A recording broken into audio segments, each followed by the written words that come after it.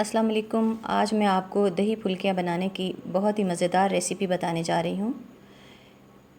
ये बहुत ही मज़ेदार रेसिपी है और बहुत जल्दी और बड़ी आसानी से बन जाती है।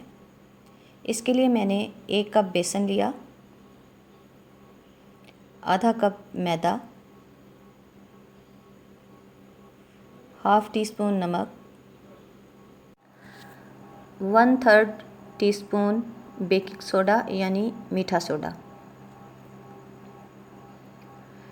इन सब चीज़ों को अब अच्छी तरह से मिक्स कर लेते हैं।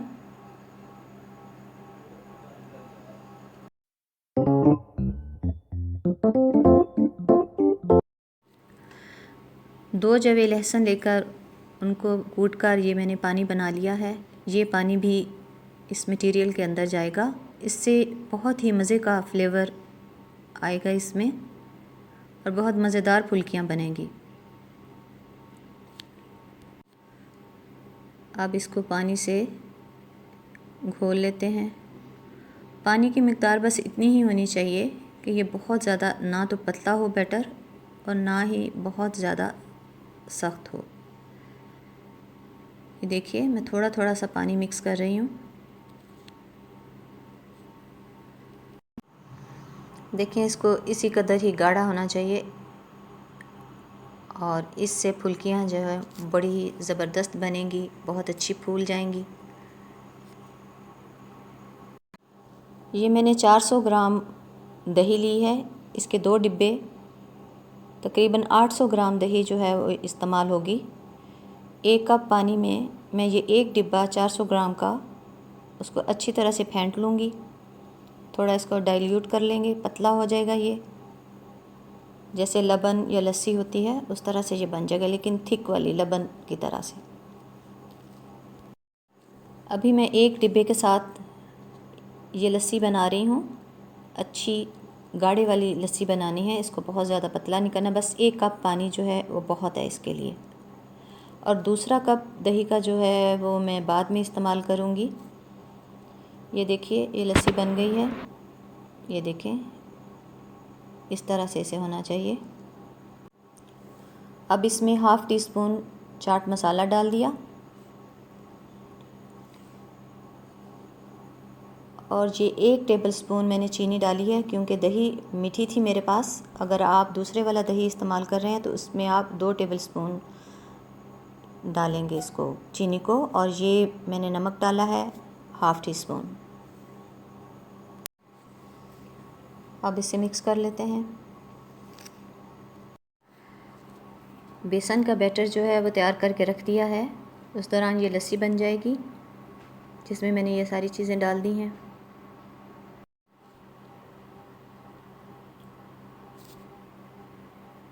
ऑयल गर्म हो चुका है। अब बैटर को इस तरीके से ऑयल में डालते जाएंगे। ऑयल का ये ख़्याल रखना है कि ठंडा ना हो, अच्छा सा गर्म होना चाहिए, नहीं तो ये फुल्कियाँ जो हैं वो फूलेंगी नहीं, बैठ जाएंगी। लिहाजा ऑयल के टेम्परेचर को ख़ास ध्यान में रखना है। आप ऐसे भी कर सकते हैं कि पहले थोड़ा सा बैटर डालें और चेक करें वो फूल जाए, तो फिर उसके बाद जो है वो फुल्कियाँ तलना शुरू कर दें। इनको अच्छा सा गोल्डन ब्राउन करना है ताकि दही में इनका कलर जो है वो अच्छा लगे। गोल्डन होने पर मैं इन्हें नॉर्मल टेम्परेचर पानी में डाल देती हूँ। उसका ये फ़ायदा होता है कि ये ठंडी हो जाती हैं और ठंडी होने की वजह से जब हम इनको दही में डालते हैं तो दही जो है वो खट्टा नहीं होता। और दूसरा ये कि इसमें से सारा एक्स्ट्रा ऑयल जो है वो पानी में निकल जाता है।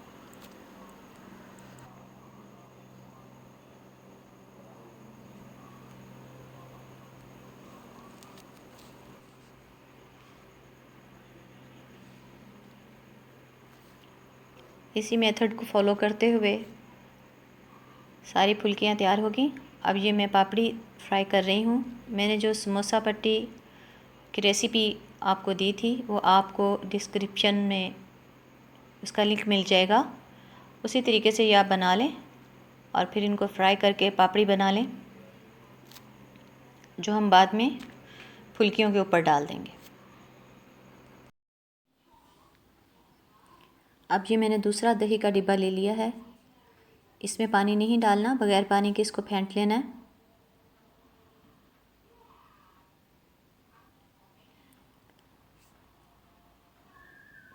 अब इसमें 1 टेबलस्पून चीनी,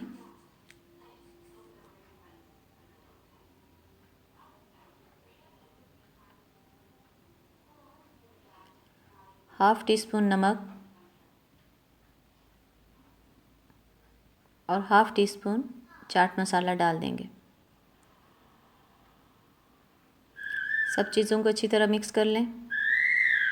अब ये इमली की चटनी, ये इसमें 1 टेबलस्पून डालेंगे। ये इमली की चटनी की रेसिपी भी मैंने आपको दी हुई है, इसको भी आप जाके डिस्क्रिप्शन में इसका लिंक देख लीजिए।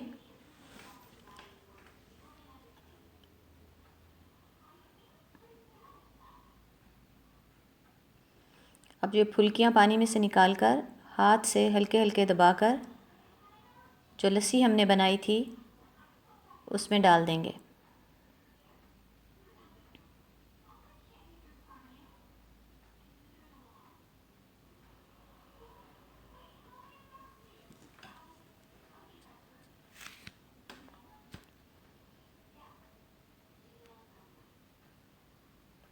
अब ये देखिए पानी, इसमें सारा एक्स्ट्रा ऑयल निकल गया है।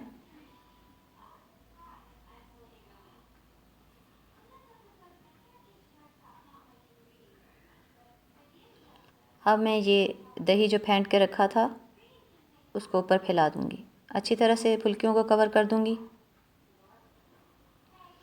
अब ये इमली की चटनी के साथ इसको गार्निश करेंगे।